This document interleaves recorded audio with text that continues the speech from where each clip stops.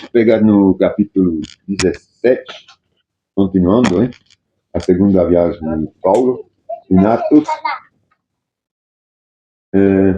Mas antes de começar, como da outra vez, eu vou mostrar umas coisas aqui, porque tem, na Bíblia está falando do, como que se chama esse negócio? Aeropago. Aí, só para a gente saber o que é. Quando ele vai falar lá que ele está no aeropágio, areopágio, é do Acrópolis. A gente sabe, escuta falar do Acrópolis, do aeropágio, só que a gente não sabe muito bem o que são essas coisas, não é?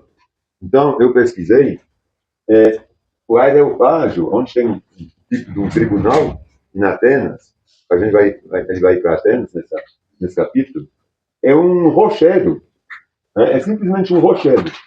Aqui atrás é como que eu falei? Acrópolis, é o Acrópolis lá atrás, entendeu? Está quase colado os dois rochedos. A gente vê, para a gente imaginar, aqui em cima ele subia aqui está plano, e aqui tinha a reunião naquela época, a reunião dos juízes, dos melhorais da cidade. Eu vou passar aqui, a gente vai ver nele uma reprodução. Está aqui, claro que não é foto, uma reprodução. Essa aqui é o areopágio que a gente via, atrás das construções. Essas construções, naquela época, no Acrópolis, eram só templos. Isso aí é Israel? Não, é em Atenas. Em Atenas, na segunda vez, quando ele chega em Atenas. Em Atenas, eles tinham muitos deuses. Era uma cidade grande que acreditava. Então, tinha templo para cada tipo de deus lá, em Atenas. Aqui, tinha a seção dos maiorais, em banco de pedra mesmo. Aí tinha aqui o pessoal que era julgado, ou que queria falar. Ele se apresentava na frente como a gente pode falar, do conselho, né, da cidade. Então, essa aqui é o Areopágio, atrás é o Acrópolis, um outro monte um pouquinho mais alto, outro rochedo, um pouquinho mais alto, com templos. Né? Essas são dois rochedos, quando a gente fala aqui a gente vê a parte de trás do Acrópolis, é lá na frente, do outro lado, o Areopágio. É complicado essa parte. Então, só para a gente saber quando a gente fala disso, quando a gente visualizar como que eram as coisas, né? Senão a gente imagina muitas coisas que não são obrigatoriamente.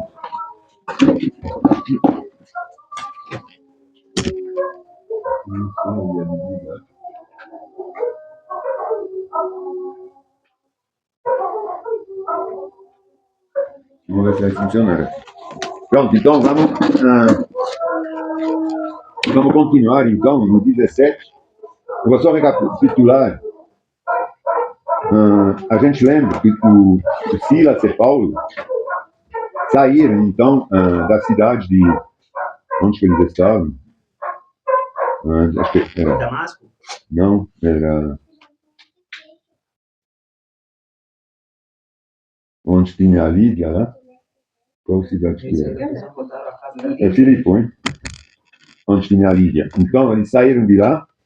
E depois, o Silas, ele partiu porque eles foram na prisão. E o Paulo falou, não, mas agora vocês estão soltando a gente gente queria desculpas.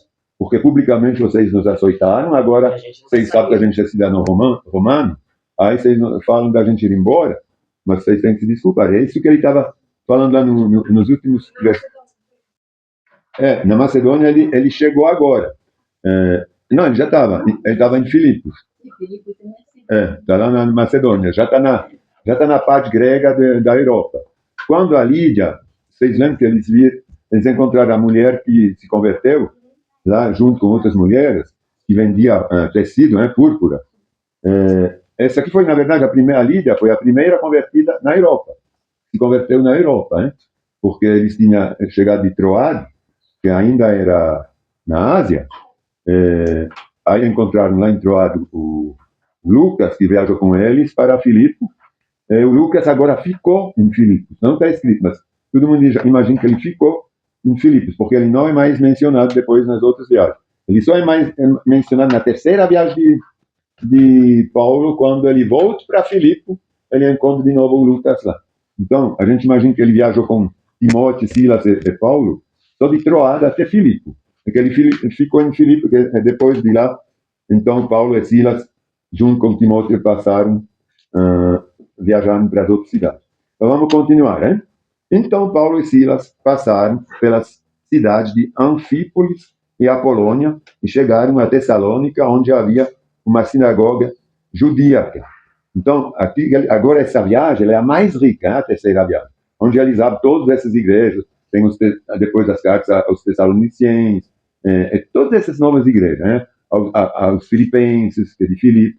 Então, é tudo durante essa segunda viagem, que ele vai abrindo aos Coríntios, mais tarde, no 18. Né? É muito rica essa viagem. Então, ele foi até Tessalônica, você vê que ele passou por Anfípolis e Apolônia, mas não, parece que não parou. Parece que não, talvez não era grande o suficiente, talvez não tinha sinagoga. Eles não pararam, não tem relato de conversão, de pregação nessas duas cidades. A primeira cidade onde ele realmente parou seria Tessalônica, onde havia uma sinagoga judaica. Sempre ele, mesmo que ele era o apóstolo que pregava para os gentios, ele sempre procurava, em primeiro lugar, o povo judeu, né, para ensinar a palavra. Como era o seu costume, Paulo foi à sinagoga durante 3 sábados seguidos. Discutiu as escrituras com o povo, explicou as profecias e provou que era necessário o Cristo sofrer e ressuscitar dos mortos. Você vê que 3 sábados, é isso que ele discutiu. Foi difícil, hein? Ele tentava explicar através porque na época só tinha o Antigo Testamento para ler. Então, através das profecias, que Jesus era o Cristo mesmo, hein? Você vê como está escrito no 3? Explicou as profecias e provou que era necessário Cristo sofrer e ressuscitar dos mortos, como Isaías está falando, por exemplo, no 53. Esse Jesus de que lhes falo é o Cristo. Aí ele fala, é o Cristo, diz ele. Alguns dos judeus que o ouviam foram convencidos e se uniram a Paulo e Silas, bem como muitos gregos temente a Deus, e várias mulheres de alta posição. Alguns judeus, porém, ficaram com inveja, reuniram alguns desordeiros e desocupados, e com a multidão começaram um tumulto. Sempre era a mesma coisa, né? Quando tinha gente interessada, aí eles iam procurar, a gente vê isso hoje, né?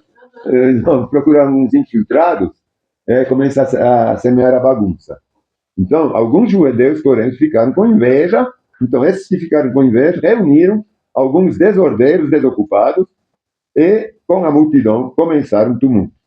Invadir a casa de Jason em busca de Paulo. Esse Jason, ele era alguém que tinha, parece, acolhido ele lá em Tessalônica. Hein? Abriu a casa dele, ele ficou hospedado lá na casa do Jason. Esse Jason, mais para frente, bem mais para frente, ele vai ser um dos 70 que traduziram, fizeram a Septuaginta. Né? Na verdade, não a Septuaginta, mas essa versão do Novo Testamento, né? Com todas as cartas, que reuniram as cartas de Paulo, de todo mundo, e confinaram o Novo Testamento. Ele vai ser um desses 70, né? Em busca de Paulo e Silas, para entregá-los ao conselho da cidade.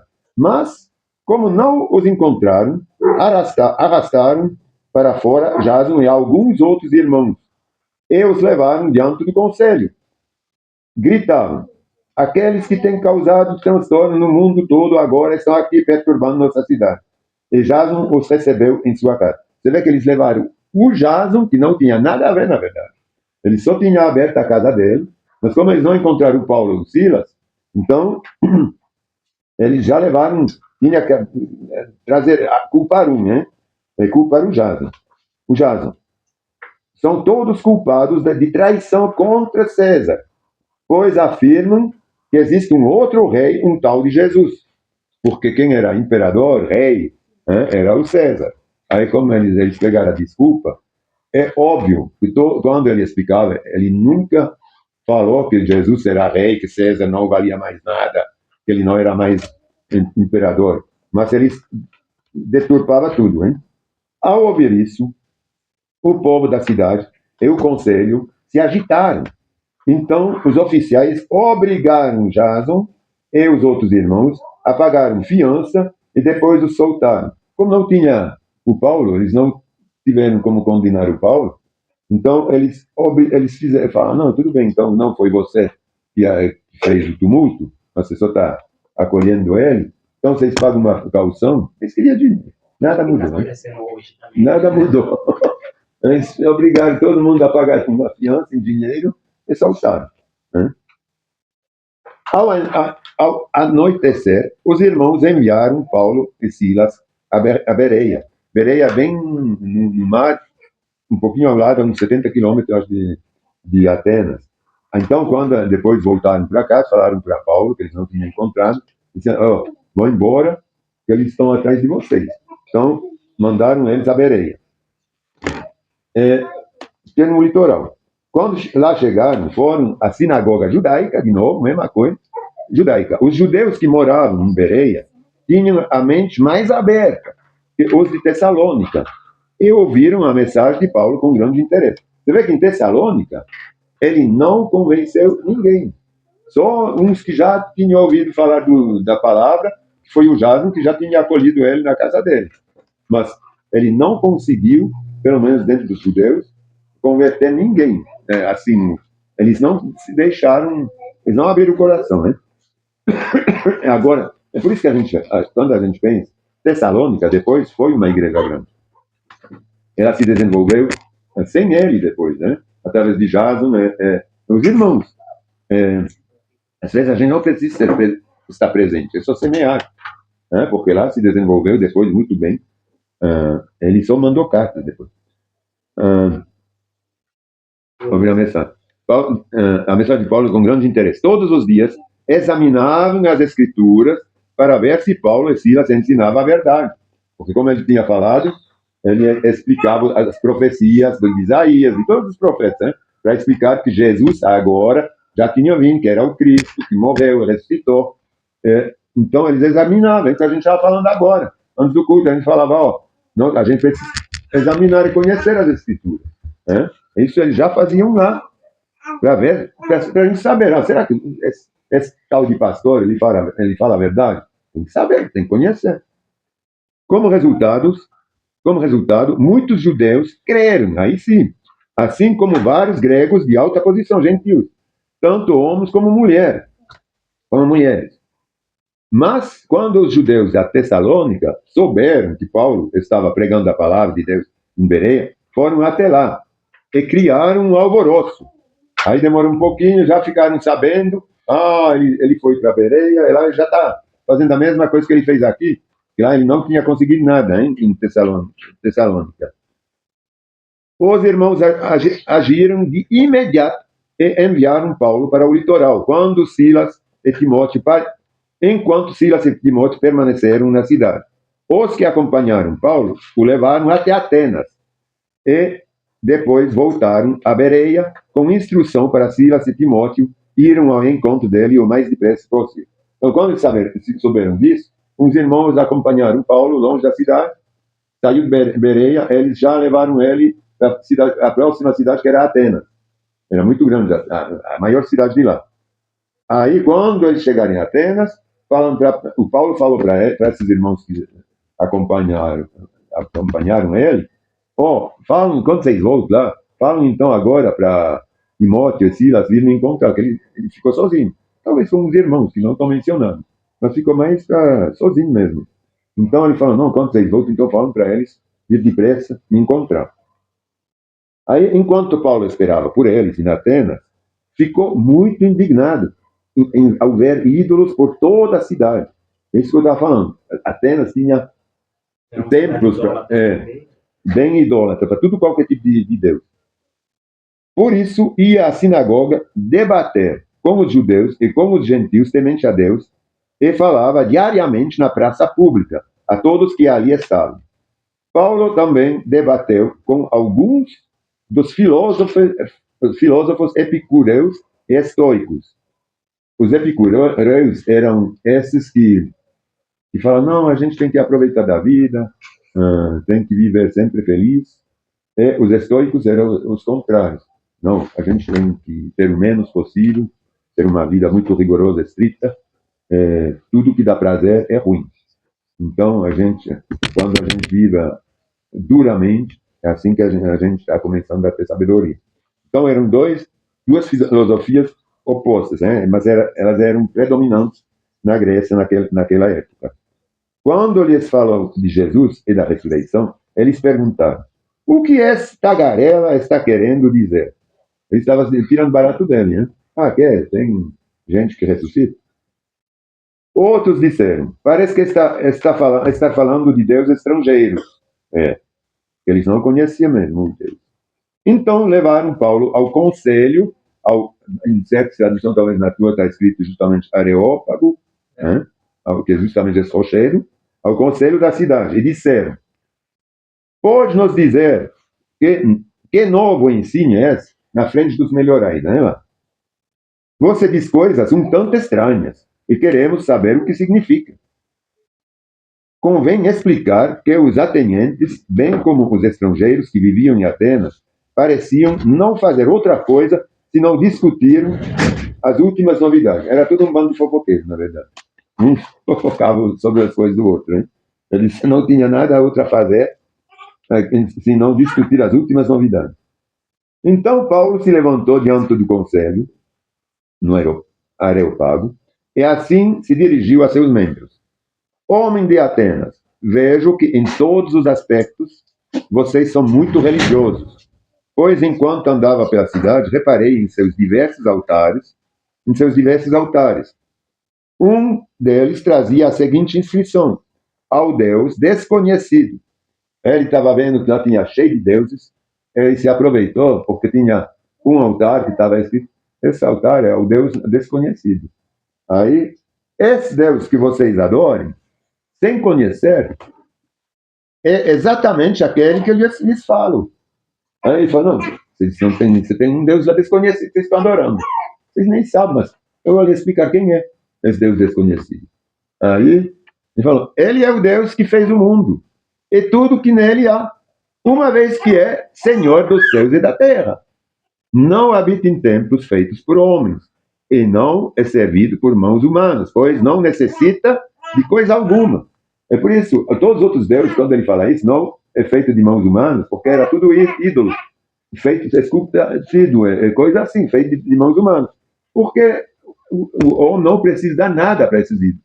Esses ídolos estão oferecendo manjar, oferecendo de coisa. Mas nosso Deus ele não precisa de nada, porque ele é Deus. Oh, ele não é servido por mãos humanas, pois não necessita de coisa alguma. Ele mesmo dá vida e fôlego, e tudo. E supre cada necessidade. De um só homem, ele criou todas as nações da terra, é do Adão, tendo decidido de antemão onde se estabeleceriam e por quanto tempo. Ele decidiu a humanidade, por quanto tempo que ela vai durar mesmo. A gente não sabe. Seu propósito era que as nações buscassem a Deus e, tateando, talvez viessem a encontrá-lo, embora ele não esteja longe de nenhum de nós, pois nele vivemos, nos movemos e existimos nele. Como disseram alguns dos seus próprios poetas, somos descendência dele, e por ser isso verdade, não devemos imaginar Deus como um ídolo de ouro, prata ou pedras, projetado por artesão. Você vê que tinha lá em Atenas alguns poetas, não filósofos, mas poetas, que já falavam: não, a gente desce, era poesia, mas era bem conhecido lá. No passado, Deus não levou em conta a ignorância das pessoas, é verdade, acerca dessas coisas. Mas agora, ele ordena que todos em todo lugar se arrependem. É verdade, antes não tinham arrependimento. Quem veio com arrependimento? Bom, os reis pediam arrependimento quando não seguia os profetas, né, que eles se desviavam. Os profetas pediam arrependimento. Mas assim, não tinha a salvação. Sim, eles raspavam a cabeça, mexia de pano de saco, jogava cinzas. Mas não era garantia de salvação. Não. Entendeu? Aí, pois agora, ele ordena que todos, em todo lugar, se arrependem. pois ele estabeleceu um dia para julgar o mundo com justiça, por meio do homem que ele designou, que seria Jesus, e mostrou a todos que é esse homem, ao ressuscitá-lo dos mortos, que é esse homem que é Jesus, que é o Cristo, que eles esperavam, né? Quando ouviram Paulo falar da ressurreição dos mortos, alguns riram com desprezo. Outros, porém, disseram: queremos ouvir mais sobre isso, em outra ocasião. Quer dizer o quê? De novo, aqui ninguém realmente acreditou eu segui. Porque está escrito aqui, a gente quer saber mais, mas em outra ocasião. Então, se não estaria escrito, vários agora se arrependeram, etc. Então, Paulo se retirou do conselho. Mas alguns se juntaram a eles e creram. Aí, quando se retiraram, tirou, porque na verdade ele ia lá para ser julgado. Quando ele voltou para o povo, lá na praça, não estava pregando na praça, estava escrito, aí vários se juntaram a ele lá. E creram. Entre eles estavam Dionísio, membro do conselho, uma mulher chamada Damares e alguns outros. Então, aqui, um se juntou depois também, do conselho.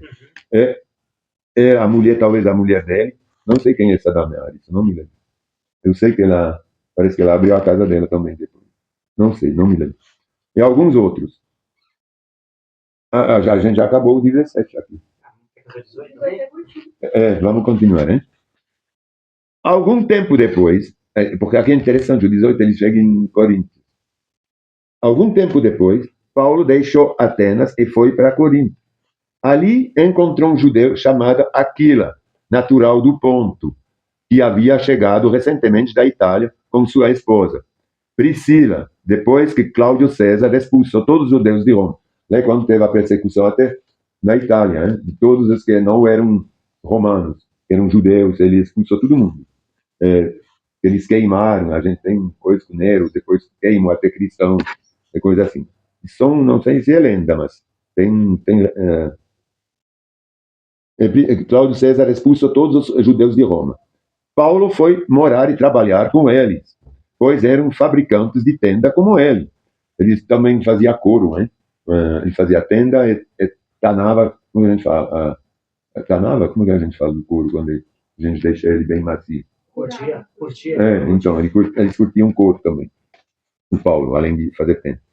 Todos os sábados, Paulo ia à sinagoga e buscava convencer tanto judeus como gregos. Depois que Silas e Timóteo chegaram da Macedônia, Paulo se dedicou totalmente à pregação da palavra e testemunhava aos judeus que Jesus era o Cristo. Você vê que lá ele ficou um tempão depois em Coríntios. Ele realmente não quis mais, na verdade, ir embora tão cedo. Mas quando eles se opuseram a Paulo, Jesus era Cristo. Mas quando eles se opuseram a Paulo e o insultaram, ele sacudiu o pó da roupa e disse: vocês são responsáveis por sua própria destruição. Eu sou inocente. De agora em diante pregarei aos gentios. Você vê que ele tinha decidido ficar de pregar direto a palavra, mas de novo, depois de um tempo, tem uns que tumultuaram, expulsaram ele. Então, a partir daqui, ele fala: agora não vou procurar mais sinagogas, só vou pregar para os gentios. Então saiu dali e foi à casa de Tício Justo, um gentil, temente a Deus, que morava ao lado da sinagoga. Vocês lembram desses gentios temente a Deus que também iam na sinagoga, mas que tinham lugares separados dentro da sinagoga? Não eram judeus, eram gentios que eram convertidos ao judaísmo, na verdade. Crispo, o líder da sinagoga, e toda a sua família creram no Senhor. Muitos outros em Corinto também ouviram Paulo, creram e foram batizados. Por isso Corinto ficou tão grande, né? Assim, tão ancorado na fé. Certa noite o Senhor falou a Paulo numa visão: não tenha medo, continue a falar, não se cale, pois estou com você, e ninguém o atacará, nem lhe fará mal, porque muita gente nessa cidade me pertence. Você lembra que ele queria ir embora e tudo, hein? Então Deus falou: não, pode continuar, fica tranquilo. Hein? Então Paulo permaneceu ali 1 ano e meio, ensinando a palavra de Deus. Quando Galio se tornou governador da Acaia, alguns judeus se levantaram contra Paulo e o levaram diante do governador para ser julgado. Eles o acusaram de convencer as pessoas a adorar a Deus de maneira contrária à lei judaica, lógico. Hein? Mas assim que Paulo começou a apresentar a sua defesa, Galho se voltou para os acusadores e disse: ouçam, judeus, se sua queixa envolvesse algum delito ou crime grave, eu teria motivo para aceitar o caso. Mas, como se trata apenas de uma questão de palavras e nomes e da sua lei, da lei dos judeus, resolvam isso vocês mesmos, recusam-me a julgar essas coisas.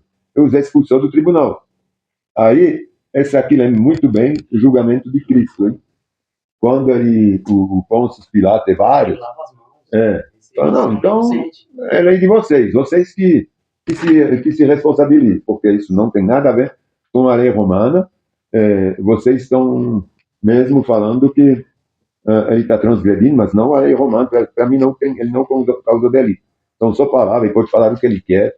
Ele, na verdade, estava defendendo a liberdade de opinião, né? Quando a gente pensa. Mas, assim que Paulo começou a apresentar... a 17, né? A multidão agarrou Sóstenes, o novo líder da sinagoga, e o espancou ali mesmo, no tribunal. Galho, no entanto, não se importou com isso. Você vê que o romano, ele não se importou. Eles pegaram eles tinham expulsado outro, como que ele chamava? Da sinagoga, né?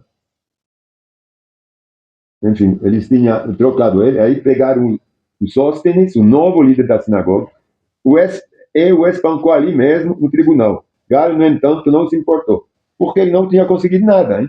Ele tinha levado lá nos romanos, não conseguiu nada. Paulo ainda permaneceu em Corinto por algum tempo, Então se despediu dos irmãos e foi a Cencreia, onde raspou a cabeça de acordo com o costume judaico para marcar o fim de um voto. Ele não sabe muito bem o voto que era esse. Hein? Em seguida, mas você vê que ele era muito ainda judaico, assim. Ele seguia esses costumes, né? Porque o Senhor tinha falado: é melhor vocês não fazer voto que fazer voto e não cumprir, tipos de coisa assim. Esse negócio de voto, de raspar a cabeça por causa de um voto, é tudo obra morta, né? Mas ele fez isso talvez também para não incomodar ninguém, né? Em seguida, partiu de navio para a Síria, levando consigo Priscila e Aquila, que tinha chegado da Itália, né? Vocês lembram? Foram expulsos de lá. E como deu esse tumulto lá em Corinto, talvez ele falou: não, vem comigo, porque se tem gente comigo. Chegaram ao porto de Éfeso, onde Paulo os deixou. Isso aqui é bom lembrar, porque a gente vai ver que ele depois os chama para lá. Enquanto estava ali, foi à sinagoga para debater com os judeus. Eles pediram que ficasse mais tempo, mas ele recusou. Ao despedir-se, Paulo disse: voltarei depois, se Deus quiser. Então, zarpou de Éfeso. A parada seguinte foi no porto de Cesareia, de onde subiu a Jerusalém e visitou a igreja. Em seguida, voltou para Antioquia. Você vê como aqui ele está rápido? Ele faz porque são lugares que ele já conhecia. Cesareia, a gente lembra que era um quartel-geral romano, hein? Então, ele conhecia esses lugares já. Era bem do lado de Jerusalém. Aí ele aproveitou, dessa vez, passar para Jerusalém. Depois de passar algum tempo ali, em seguida voltou para Antioquia. Depois de passar algum tempo ali, voltou para a Galácia e pela Frígia, visitando e fortalecendo todos os discípulos. Esse aqui é quando ele sobe para Antioquia, de novo. Enquanto isso, chegou a Éfeso, vindo de Alexandria, no Egito, um judeu chamado Apolo. Eram a Éfeso, onde ele deixou os dois, Aquila e Priscila. Era um orador eloquente que conhecia muito bem as Escrituras. Tinha sido instruído no caminho do Senhor e ensinava a respeito de Jesus com profundo entusiasmo e exatidão, embora só conhecesse o batismo de João. Então, ele só conhecia o batismo do arrependimento, né? Não de Cristo, do Espírito Santo. Quando o ouviram falar corajosamente na sinagoga, Priscila e Aquila o chamaram de lado e lhe explicaram como, com mais exatidão, o caminho de Deus. Você vê que Priscila e Aquila eles tiveram um papel muito importante lá em Éfeso, porque eles que começaram lá, e ficaram lá e deram toda a verdade para o pessoal, hein? Porque lá, até lá para Apolo, eles que ensinaram depois o Apolo. Porque mais para frente a gente se lembra que uns falavam, eu sou de Apolo, outros falam, não, eu sou de Paulo. E Paulo fala, não importa quem semeia, vamos regando e vamos dar frutos, né? Então o Apolo ele ficou alguém muito conhecido também, um líder muito forte. Apolo queria percorrer a Acaia e os irmãos de Éfeso o incentivaram. Escreveram uma carta aos discípulos de lá, pedindo que o recebesse bem. Ao chegar, foi de grande ajuda àqueles que, pela graça, haviam crido, pois em debates públicos refutava os judeus com fortes argumentos. Então, ele viajou, na verdade, voltou ao contrário. Onde o Paulo tinha passado, eles fizeram uma carta para todos aqueles que tinham crido já lá, para o acolher. Usando as escrituras, demonstrava-lhes que Jesus é o Cristo. Aí a gente vai começar a terceira viagem, vamos deixar para a próxima vez, né? A terceira viagem. Porque tem muita coisa também que vai ter que explicar lá. Ele vai voltar em muitos lugares lá, em Filipe, em muitos lugares ele vai voltar. Porque a gente sabe que quando ele escreve as cartas, por exemplo, nessa entra a segunda viagem, aqui não está, são os Atos. Aqui está, tudo é resumido, né, na verdade. Mas é cronológico. E nas cartas de Paulo, a gente vê como ele explica bem mais fundo quando ele chegou a Éfeso, como que foi quando ele chegou a Corinto, como que foi. Aqui está tudo resumido, na verdade. A gente vai... É bom se relembrar depois, nessa terceira viagem, que ele tinha pedido, por exemplo, aqui na segunda viagem, ele não falou, mas que ele tinha pedido ajuda para os de Jerusalém, que ele passou a visitar de novo no final da viagem, e que na próxima viagem ele ia, então, levar mesmo essas ofertas para os irmãos de Jerusalém. Porque aqui, quando ele passou, que ele falou que ele passou foi muito rápido, mas ele não pregou nem nada, que ele passou em Jerusalém, é ali que ele viu quanto que ele estava em dificuldade, na verdade, né? Os irmãos de Jerusalém, da Judeia. É por isso que depois, na terceira viagem, ele insistiu para que realmente essas igrejas que foram abertas em Filipe, em Éfeso, em Corinto, principalmente, que eles realmente dessem uma ajuda para eles, né? que ele pudesse depois levar essa ajuda para eles. Certo? Então, Senhor, a gente te agradece por essa mensagem, por essa palavra.